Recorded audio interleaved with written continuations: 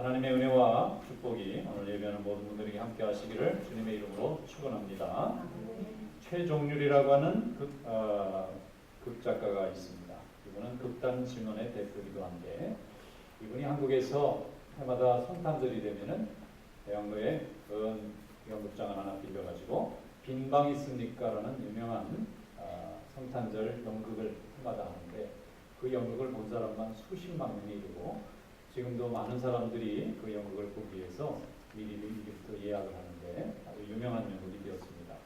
그런데 이분이 이것을 만들어서 처음으로 우리나라에 소개된 계기가 미국의 어느 한 동네에서 일어났던 얘기가 미국 신문에 난 적이 있는데 그걸 읽고는 이분이 아이디어를 얻어서 그걸 우리 한국 교인들에게도 좀 알려주고 싶다. 그래가지고 연극을 만들었는데 사람들이 그걸 보면서 해마다 은혜를 받는 거예요. 그럼 한국에 가실 기회가 있으면 혹시 성탄절쯤에 꼭 빈방 있습니까? 라는 드라마를 꼭 보고 오실 수 있기를 바랍니다. 미국의 어느 조그만 도시에 월리라고 하는 아이가 있었는데 이 아이가 초등학교 4학년짜리였어요. 그런데 아이가 학습 능력이 좀 떨어져요. 좀 이렇게 남보다 부족합니다. 그래서 2학년에다 내려놨어요. 2학년에 동생 또래들하고 같이 공부하는데도 못 따라가는 거예요. 지능이 좀 약하니까. 그런데 이제 성탄절이 다 돼서 교회에서 크리스마스 연극을 하게 되었어요. 교회에서 하는 크리스마스 연극이라는 건 대본이 하나잖아요. 2000년 동안 똑같잖아요. 마리아 나오고 요셉 나오고 동방박사도 나오고 목동도 나오고 뭐 거기에 여관 주인 하나 이렇게 나오면서 이제 보통 성탄절 드라마가 진행이 되는데 아이들하고 주일학교 선생님이 연습을 열심히 했어요. 그런데 이 아이한테 배역을 맡기면 절대로 기억을 잘못하고 판단에 맞춰서 대사를 주고받고를 못하니까 점점 하다 마지막에 뭘 시켰냐면 여관 주인을 맡겼어요. 그러면 대사가 딱 하나예요. 마리아 요셉이 이렇게 배를 만들어가지고 오면 여기 빈방 있습니까? 물어보면 빈방 없어요. 그리고 가는 거예요. 그냥. 요것만 하면 돼요. 얘는 요것만 하면 되는데 이게 어느 타이밍에 들어가고 나가야 되는지도 이게 잘 분간이 안 되니까 아이들은 이제 빼고 하자는 거예요. 복잡해지니까 망치고 어떡하냐. 그래도 선생님이 뺄 수 있어요. 주일학교 아이들. 얘를 어떻게든지 배역을 하나 넣어야 되니까 빈방 없습니다. 그리고 들어가는 것만 한번 하면 되는 거예요. 그래서 지금 연극이 시작됐습니다. 온 교인들이 다 스크립스하우스 이후에 이 주일학교에서 마련한 연극을 구경하러 다 모인 거예요. 예배당에. 연극이 시작이 됐는데 정말 이제 순서대로 잘 진행이 되고 있습니다.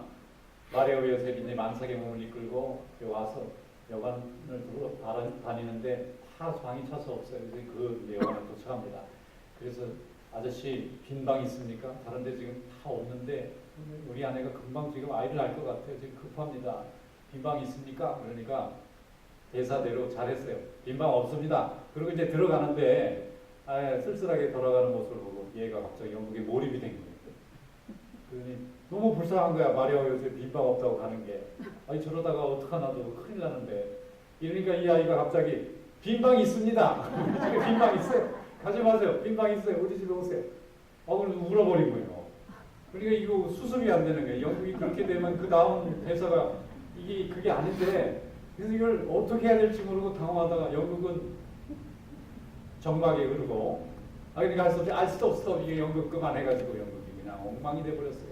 아이들은 막 속상해서 울고 제일 진작부터 뺐어야 되는데 쟤 때문에 우리 한두 달 연습한 거 다 망쳤다고 책임지라고 그러고 막 아이들도 가고 얘는 얘대로 그냥 야단 맞으니까 자기는 속상해서 다 이제 돌아갔어요. 걔들도 돌아갔는데 얘가 무대에 앉아가지고 빈방 있어요. 그럼 계속 울고 있는 거예요. 선생님이 와서 안아줬어요. 선생님이 안아줬어요. 마리아 요셉이 빈방이 없다니까 가는 게 너무 불쌍해서 빈방 있다고 그런 거지. 맞아요. 내가 빈방 있다고 불쌍해서 빈방 있다고 그랬다는 거예요. 얘는 맞는 거예요. 다른 사람은 틀렸지만 여러분 모든 사람이 예수님이 그 당시에 태어날 때 예수님은 빈방도 없었습니다. 그래서 말들이 사는 말구유에서 나셨는데 만약에 우리가 지금 예수님이 우리 집에 와서 빈방이냐고 그러면 어서 오세요 했을 거예요. 우리는 그런 마음이죠. 다. 그때는 예수님을 몰라봤어요. 이 세상 사람들이. 그래서 그분이 인간으로서의 기본적인 대우도 받지 못하고 태어나야만 했었고, 어떤 유명한 신학자는 예수님은 피천한 자의 모습으로 왔다는 거예요. 올 때는 사람들이 태어날 때, 어머니 뱃속에서 태어날 때 제대로 사람 대접을 받고 태어나지 못했고, 돌아가실 때도 십자가에서 쫙한 죄수의 누명을 쓰고 세상을 떠나셨으니까 예수님의 삶을 태어날 때 갈 때 다 비참했다 이거예요. 예수님은 비천한 자의 모습으로 오셨는데 우리가 그분을 영접하는 마음으로 받아들일 때 우리 믿음이 된다는 겁니다. 오늘 하나님께서 이 땅에 오실 때 우리는 우리의 방을 내놓을 수 있는 그런 믿음 될 수 있기를 주님의 이름으로 축원합니다. 예, 누가복음 2장 5절로 7절 한번 열어보겠습니다. 오늘 우리에게 주신 말씀이 다 같이 읽겠습니다. 그 약혼한 마리아와 함께 오죽하러 올라가니 마리아가 이미 잉태하였더라. 거기 있을 그때에 해산할 날이 차서 첫 아들을 낳아 강보로 싸서 그 위에 누렸으니 이는 여관에 있을 곳이 없음이더라. 아멘. 예수님이 빈 방을 찾아다녀도 거절당할 만큼 절박할 수밖에 없는 상황이 그 당시에 있었어요. 로마가 세상을 지배하고 있던 그때 유대도 로마의 속국이었습니다. 황제가 10년에 혹은 15년에 한 번씩 호적 등록하라 하는 이유가 있는데, 그거는 이제 사람의 수를 따라서 세금을 먹이는 기본적인 정보를 갖기 위해서였어요. 그래서 로마 황제가 모든 제국의 나라들에게 100개가 넘는 나라에게 각각 호적을 등록해라 그랬는데, 황제가 호적을 등록하라고 할 때는 가까운 관공서에 가서 등록하면 된 거였어요. 그런데 유대 사람들은 그게 또 자존심이 상하는 거예요. 그래서 우리는 뼈대 있는 가문이니까 우리는 가까운 동사무소 가면 안 되고 자기 지파 고향에 가서 고향에서 호적을 등록해야 된다. 바꿨어요. 좀 붙인 거죠. 로마는 그 정도 자치권은 다 허용해 줬습니다. 그럼 무슨 뜻이냐면은 로마는 로마대로 세금을 걷기 위해서 호적 등록하라 했지만 유대 사람들은 유대 사람들 나름대로 이방인과 유대 사람을 구분해서 순수 유대인들이 누군지를 각 지파의 고향에서 등록하는 그 기초 자료로 삼아서 자기들의 내부 결성을 강화시키기 위해서 굳이 고향으로 가라고 말한 겁니다. 황제는 고향으로 가라 하지 않았어요. 가까운 관공서에 가서 등록하면 된다 했는데 유대인들 스스로가 자기들끼리의 순수 혈통 또 자기들끼리의 지파의 결속력 이런 걸 다지기 위해서 정말 자기 지파 고향으로 일일이 다 사람들을 불러 모아서 거기서 등록하도록 만드는 바람에 마리아와 요셉이 저 북쪽 갈릴리에 나사렛에서 아이를 낳으면 됐고, 거기서 나면 등록하면 되는 거를 저 남쪽에 베들레헴까지 일주일 넘는 길을 걸어가야 됐었던 것입니다. 이게 하나님의 역사예요. 그런데 구약의 예언자인 미가가 그리스도가 탄생하실 때는 베들레헴에서 난다고 말씀하셨는데 예수님이 베들레헴에서 나셨어요. 나사렛에서 나셔야 될 분인데 베들레헴에서 나신 것은 황제의 명령 때문에 그렇고 유대인들의 자존심 때문에 그런 거예요. 그러니 그 일을 하나님이 사용하신 줄로 믿습니다. 베들레헴에 도착해서 만삭의 몸을 이끌고 오는데 여러분 생각해 보세요. 산모가 이제 아이를 막 낳으려면 걷기도 힘듭니다. 근데 이 걷기도 힘든 사람을 일주일씩 그 고대 시대에 뭐 차도 변변이 없는 시대에 데려온다는 굉장히 위험한 일입니다. 또 지금은 산모들이 아이를 낳다가 위험하면 병원에서 전문 의사들이 대기하고 있다가 치료를 하거나 수술하면 되는데 그때는 그런 시설도 없잖아요. 중간에 오다가 잘못 해산했는데 이게 난산이 되면 산모의 목숨도 잃어버리는 일이 많았어요. 그러니까 아이를 낳는다는 건 굉장히 위험을 감수하는 일인데, 제가 놀라운 것은 그 베들레헴의 수많은 사람들이 여관이 아무리 바쁘다고 해서 산모가 지금 목숨이 위험할 수 있는데 자기 방을 비워주고 자기 방 대신 쓰라고 지켜줄 만한 기본적인 예의나 따뜻한 마음이나 교양을 가진 사람이 없었다는 건 참 놀라운 일입니다.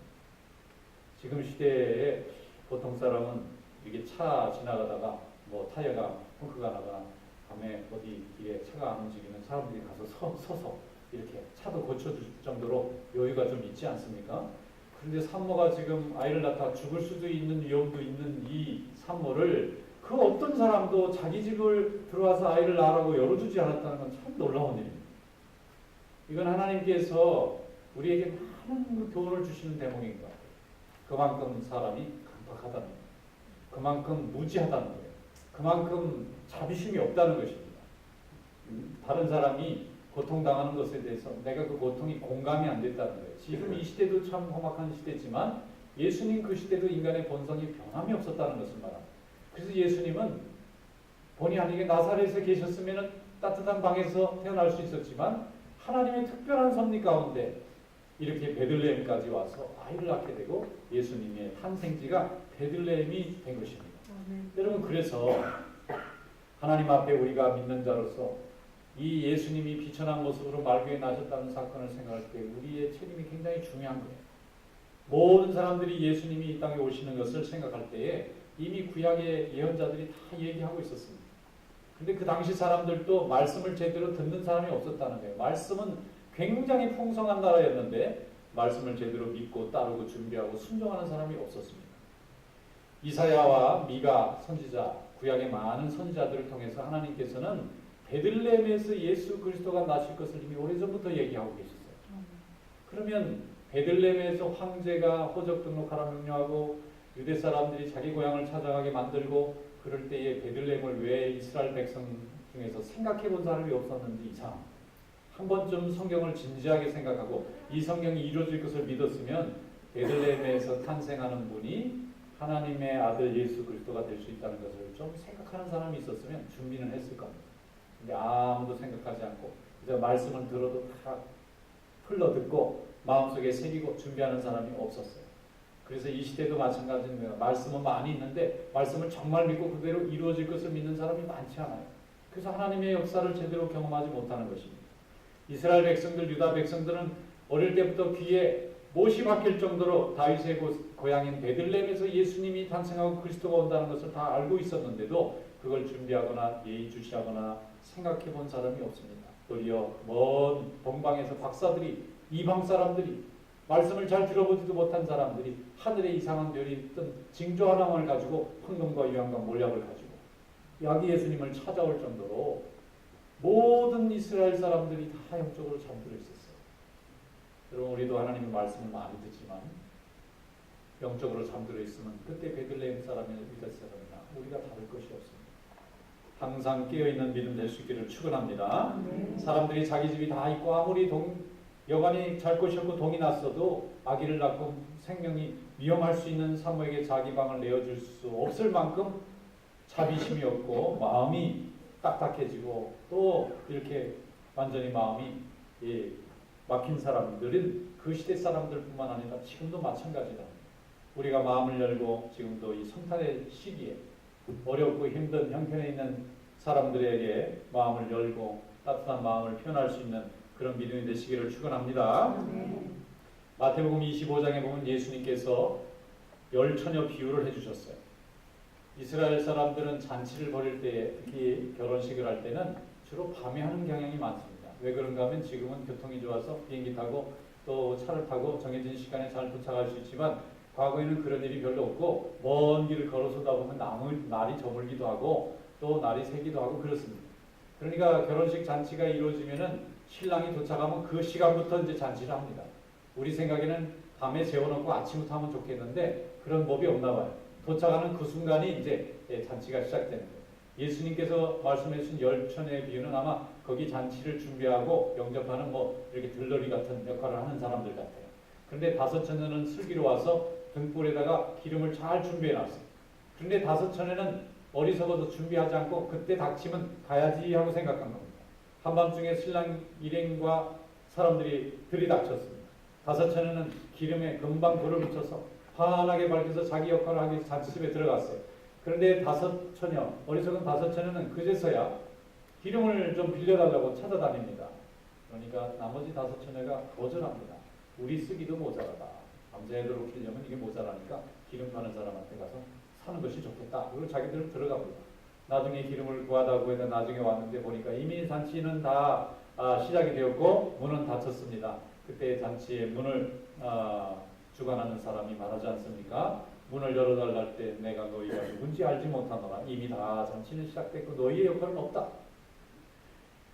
마태복음 25장 12절로부터 13절에 말씀합니다. 대답하여 이르되 진실로 너희에게 이르노니 내가 너희를 알지 못하노라 하였느니라. 그런즉 깨어 있으라. 너희는 그날과 그때를 알지 못하느니라. 아멘. 어느 때에 하나님이 우리를 쓸지 알 수 없습니다. 우리는 깨어 있으라고 하나님 말씀을 들을 때 죽는 거, 정말 다시 오실 재림 이런 것만 잠깐 생각하는데 우리의 생명도 정말입니다. 오늘 가다가 내 생명이 끊어지는 사고를 경험하면 오늘이 나의 종말이잖아요. 근데 어느 때 하나님이 부르시든지 항상 하나님 나라의 영광에 참여할 수 있도록 준비하면 걱정할 게 없습니다. 항상 성공할 수 있게 하는 사람이 지혜로운 사람입니다. 신랑이 오지 않던 항상 언제 오든지 등불을 밝혀놓을 수 있다면 자체 참여할 수 있는 자와 같이 항상 우리가 하나님의 말씀과 은혜 가운데 충만해 있으면 내일이 종말이든 오늘이 종말이든 우리는 그것 때문에 준비하거나 고민할 필요가 없는 것입니다. 여러분 준비하는 믿음 될 수 있기를 축원합니다. 항상 깨어있는 믿음 되시기를 바랍니다. 하나님의 은혜를 날마다 생각하는 삶이 되시길 바랍니다. 이 시대의 사람들은 삶의 분주함 때문에 하나님이 우리에게 주시는 은혜를 깨닫지 못하고 하나님 주신 음성을 듣지 못할 때가 너무너무 많습니다. 베들레헴 사람들만 그렇게 되는 것이 아니라 우리가 깨어있지 않고 우리가 말씀 듣지 않고 기도하지 않으면 예수님이 우리 동네에 태어났어도 우리는 그분에게 방을 내주지 못하는 사람이 될 것입니다. 오늘도 하나님 앞에 항상 음성을 듣는 성도가 될 수 있기를 축원합니다. 먼 동방 박사들은 별이 하나 뜬 것만 보고도 하나님께서 무언가 귀한 것을 이 땅에 보내주신다고 생각하고 수개월이 걸리는 그 여행길을 마다하지 않고 최고의 보물을 가지고 주님 전에 와서 앞에 와서 예물을 드렸습니다. 이방인들이 먼저 그리스도를 찾았어요. 유대인들은 다 잠들고 있었어요. 그때부터 이미 복음이 유대인들을 떠나서 세계로 나갈 것을 벌써 하나님께서 알려주신 것입니다. 디모데후서 4장 3절로 5절에 말씀합니다. 때가 이르리니 사람이 바른 교훈을 받지 아니하며 귀가 가리워서 자기의 사욕을 따를 스승을 많이 두고 또 그 귀를 진리에서 돌이켜 허탄한 이야기를 따르리라. 그러나 너는 모든 일에 신중하여 고난을 받으며 전도자의 일을 하며 내 직무를 다하라 하겠습니다. 이 어렵고 어둠의 시대 또 강팍한 시대가 되면 사람들이 바른 교훈을 안 받는다는 거예요. 바르지 않은 교훈만 세상 사람들의 그 정욕과 또 세상의 즐거움만을 따르는 그런 데에 관심이 많아지고 또 자기 사욕을 따를 스승을 세운대요. 스승은 스승인데 자기 욕심에 맞는 스승만 따라다니는 것입니다. 그리고 허탄한 이야기를 따라다닙니다. 그러므로 우리 믿는 자들은 더욱 신중하시기를 축원합니다. 또 고난을 받으며 전도자의 일을 다 하나님이 내게 주신 직분에 헌신하는 성도가 될 수 있기를 축원합니다. 하나님께 우리가 다 부름받아서 오늘 하나님의 자녀가 되고 그리스도의 일꾼이 된 것은 세상 모두가 다 영적으로 잠들어 있을 때에도 우리를 하나님 앞에서 우리가 깨어서 하나님의 일을 감당하라고 우리를 부르신 줄 믿습니다. 깨어있는 자만 일할 수 있어요. 하나님의 일을 해야 되겠는데 하나님의 귀한 교회를 열어주시고 또 영혼을 구원하고 이 땅을 하나님이 주신 평강으로 채워야 되겠는데 기도하고 말씀 듣고 수고하는 자만이 쓰임받을 수 있어요. 근데 아무리 하나님께서 우리를 불러주시고 성령의 능력이 우리와 함께 해도 우리가 그 들을 귀가 없고 마음이 없으면 아무리 좋은 말씀이 있어도 아무 상관없는 은혜가 되는 것입니다. 그래서 여러분 깨어서 날마다 기도하고 은혜를 나누는 그런 성도 될 수 있기를 축원합니다. 세상이 악하다고 해서 그 악한 세상을 보고 악한 세상을 탓하고 내 스스로 악하게 사는 사람을 어둠을 산다고 우리는 말합니다. 세상에 악한 사람 많아요. 그런데 악하다 해서 나도 악해도 된다는 것은 성경에서 가르치는 말씀이 아닙니다. 저 교도소에 가면 범죄한 사람들이 많습니다. 근데 그분들 이렇게 얘기 들어보면은 한 사람도 잘못된 사람이 없어요. 다 자기는 옳은데 세상을 잘못 만나서 이렇게 악해졌다. 또 자기는 나쁜 짓을 했지만 저렇게 큰 나쁜 짓 한 사람들에 비하면 적은 거래요. 그리고 자기는 그들 표현으로 말하면 좀 운이 없어서 핫샷이 잡혔지만 아직도 안 잡히고 나쁜 짓 하는 사람 세상에 더 많다는 거예요. 그리고 진짜 힘 있는 나쁜 사람들은 잡히지도 않고 자기같이 피레미같이 힘없는 사람만 잡혀온다는 거예요. 그분 얘기 들어보면 아무도 잘못한 분이 아니야. 이분이 왜 여기다 모셔놨는지 몰라. 밖에 있는 사람 다 잡혀됐어요. 이게 죄의 특징입니다. 죄는 자기 부정이에요. 자기의 삶을 인정하지 않아요. 근데 은혜 받으면 회개합니다. 내 잘못입니다. 나를 변화시켜 주시옵소서. 이게 은혜 받은 사람의 삶인데 은혜 없는 사람은 세상 보고 바꾸라는 거예요. 세상이 다 잘못됐대요. 그 안에 계셔야 이유가 하나도 없어요. 이분 얘기만 듣다. 이게 뭡니까? 벌써 죄가 자기 마음을 주장하고 있는 거예요. 분명히 남에게 해로움을 줬단 말이에요. 남을 생명을 해치고 남의 인생을 망가뜨리고 남의 가정을 깨뜨린 나쁜 짓을 하고도 들어왔는데도 회개가 없고 세상 탓을 하고 있다고 하는 것은 바로 강팍하다는 것입니다. 여러분 이런 심령으로는 세상에 아무 도움이 되지 않고 하나님의 영광을 가리게 되는 것입니다. 그러므로 하나님 앞에 날마다 회개하고 우리가 주님 앞에 쓰임받을 수 있도록 깨어 기도하는 그런 믿음 될 수 있기를 축원합니다. 요한계시록 3장 20절에 말씀합니다. 볼지어다 내가 문 밖에 서서 두드리노니 누구든지 내 음성을 듣고 문을 열면 내가 그에게로 들어가 그와 더불어 먹고 그는 나와 더불어 먹으리라. 여러분, 예수님은 이미 우리와 함께 계신 줄로 믿습니다. 예수님이 멀리 계셔서 따로 올 시간이 있는 것이 아니라 예수님께서는 이 땅에 성탄을 통해서 오실 때 이미 온 인류와 함께 하시고 지금도 함께 하시는 줄로 믿습니다. 예수님이 여기 있다 저기 있다가 아닙니다. 내 마음속에 있습니다. 예수님이 내 곁에 계신데 내가 깨닫지 못하고 그분을 영접하지 못할 뿐이지, 주님은 계속해서 내 문을, 마음의 문을 지금도 두드리고 계세요. 열어달라고 하고 계세요. 그런데 내가 안 열고 있는 것입니다. 외면하고 있는 것입니다. 그래서 주님의 은혜를, 주님의 평강을 경험하지 못하고 있는 것입니다. 오늘 여러분, 하나님의 음성을 듣고 내 마음의 문을 열어 주님이 내 안에 거하게 또 동거하게 할 수 있는 그런 믿음 될 수 있기를 축원합니다. 마태복음 28장 20절에 예수님이 이렇게 말씀하셨어요. 볼지어다 내가 세상 끝날까지 너희와 항상 함께 있으리라. I will be with you 그랬잖아요. 그 말은 지금 우리와 함께 하고 있다는 거예요.